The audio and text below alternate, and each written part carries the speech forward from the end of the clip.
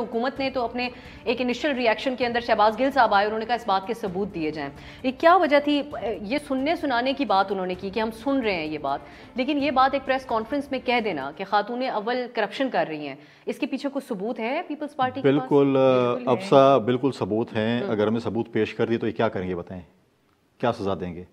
और सबूत आप छोड़ें, आपके इस प्रोग्राम में नहीं हो सकता। आप एक ट्रांसमिशन करें, फॉर एग्जाम्पल ये कि आप ट्रांसमिशन करें, अल्लाह के फजल से आपका चैनल बंद हो जाएगा उसके बाद फिर, क्योंकि कैमरा बुज़दार साहब हमारे पास बहुत सबूत हैं। वो किसी जादुई तरीके से रिसेंटली जब अल-फतेह स्टोर लाहौर में, तो वहाँ के एक ब्यूरोक्रेट ने छापा मारा। ब्यूरोक्रेट भी इनके वफाकी एडवाइज़र वफाक के, उनका बेटा है वह ब्यूरोक्रेट।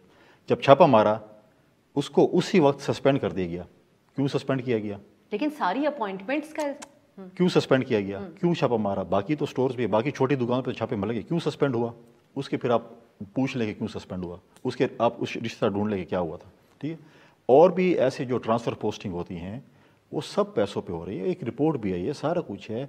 DC SP की पोस्टिंग्स हो रही हैं। कुछ एक दो मिनिस्टर्स जो बने हैं वो ओपनली, टाइम आएगा हम आपको बताएंगे, शायद वो खुद बता दें ओपनली कि उन्होंने जो है किसको पैसे दिए थे और उनको कैसी कैसी वजारत मिली। सारी ट्रांसपोर्ट सब कुछ इसी चीज़ में हो रही हैं और ये चीज़ें छुपने की नहीं है। थोड़ा सब्र करें, सब कुछ आएगा। ये जो कह रहे हैं ना कि हम 1 लाख बंदा नैब लेके जाएंगे, आप पहले 1 लाख बंदा ढूंढेंगे। आपने नैब नहीं, आपने तो आपकी अगला ठिकाना जेल। और हम आज आपकी चैनल की तरफ से ये मुतालबा है हमारा कि वज़ीर-ए-आज़म समेत तमाम वफाकी वज़रा और उनके जो नौरतन हैं उनका नाम ECL में डालें। ये भागने वाले हैं, ये मुल्क छोड़ने वाले हैं, ये नज़र नहीं आएंगे, इनको हम भागने नहीं देंगे। इन्होंने अभी इस चीज़ का हिसाब है। जो शख्स बहुत बातें करता था कि ये चोर हैं, डाकू हैं, मुझे बताएं तोशे खाने का हिसाब देने को तैयार नहीं है। तोशे आपको क्या गिफ्ट मिले हैं, आप हमें बताएं, आपने क्या किया उन गिफ्ट के साथ? ये हिसाब किताब आपको देना पड़ेगा, वरना ज़बरदस्ती आपसे तलाशी ली जाएगी। आपकी बख्शिश। आज बिलावल साहब ने बहुत अच्छी बात की कि आप दुआ करें कि जरदारी साहब की हुकूमत आ जाए, वरना अगर किसी कोई और आ गया तो आपके साथ बहुत बुरा होना। हम फिर भी थोड़ा नरम दिल रखते हैं, पॉलिटिकल वो है, लेकिन बाकी अगर कोई आ गया तो आज नरम दिल वाला नहीं था बिलावल साहब का। अब्बासी साहब, बहुत सीरियस इल्जामात हैं। वजीर आला के हवाले से हमेशा ये सवाल किया जाता था कि इतनी इख्तलाफात के बावजूद क्यों नहीं प्राइम मिनिस्टर साहब उनको हटाते। बिलावल साहब कह रहे हैं कि सही जगह पैसा लगाया था बुज़दार साहब ने उस वक्त। कुंडी साहब की गुफ्तगू आपने सुन ली, वो डिफेंड कर रहे हैं इस बयान को, कहते हैं सबूत भी मौजूद हैं। क्या कहेंगे अब्बासी साहब? देखिए, बड़ी अफसोसनाक बात है कि ये बहुत बिलो द बेल्ट चले गए। मुल्क में कानून ज़ाब्ता है।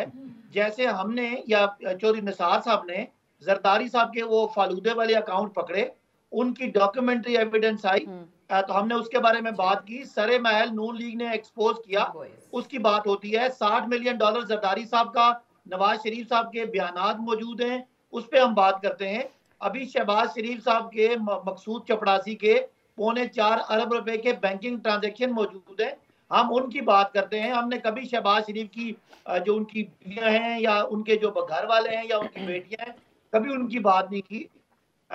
जो यहाँ बात सियासी असर और रसूख इस्तेमाल करने की हो रही है ना अब्बासी साहब, तो it makes it a political issue. Abbasi साहब नहीं, मेरी बात सुने ना, इसका तो आप ये तो बहुत ही ज्यादा वाली बात है कि किसी बात का ना कोई सर है ना पैर है, चूंकि आपके खानदान के लोग करप्शन में इन्वॉल्व हैं। और ये क़यामत की निशानियां है कि पीपल्स पार्टी भी करप्शन को कोई बीमारी समझती है, कोई बुराई समझती है, जिनकी सारी स्टोरियां Daily Mail, international newspapers, BBC की डॉक्यूमेंट्री चली। और मोहतरम नवाज शरीफ साहब ने पूरे 10 साल जरदारी साहब की करप्शन को एक्सपोज किया। और शहबाज साहब ने तो पेट फाड़ के पैसा निकालने की भी बात की।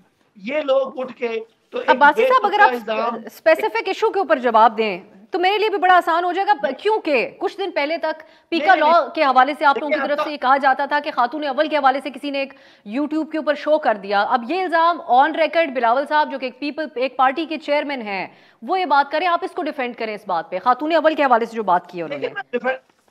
देखें, ये बात ये कर रहे हैं कि हम इन पे इल्जाम लगाते हैं, हमारे पास तो सबूत है ना। बिलावल साहब ने अगर कोई बात की है तो वो जुर्रत करें और वो उसका कोई सबूत दें। अगर हमसे डरते हैं तो कोर्ट में चले जाएं, कोर्ट में जाके कोई सबूत दें। अदरवाइज इस तरह की भोंडी बातें करना, वजीर आजम की खातून अव्वल के बारे में जिनका सियासत से कोई ताल्लुक नहीं है, ये तो बिल्कुल एक समझ लेंगे उनकी बौखलाहट है कि उनके हाथ में कुछ नहीं आ रहा। और उनकी ये जो अदम एतमाद की जो सारी तहरीकें वो नाकाम हो रही हैं। बिलावल का लॉन्ग मार्च नाकाम हुआ, वो किसी जगह 500 से ज्यादा बंदा इकट्ठा नहीं कर सके। तो ये बड़ी ही घटिया बात है कि आप बगैर किसी सबूत के कोई बात करें। हमने जो बातें की हैं उनके सबूत मौजूद हैं और इसी ऑपोजिशन के लोगों के एक दूसरे के बारे में बयानात मौजूद हैं। हमें बताएं हमने कौन सा इल्जाम लगाया जिसके पीछे सबूत नहीं है। तो ये बिल्कुल काबिल अफसोस बात है। और मोहतरमा बेनजीर भुट्टो जिन पे इल्जाम लगाती थी नून लीग गलत किस्म के, उनके बेटे अगर आज इस तरह के बेतुके इल्जाम लोगों की घरेलू खवातीन पे लगाएंगे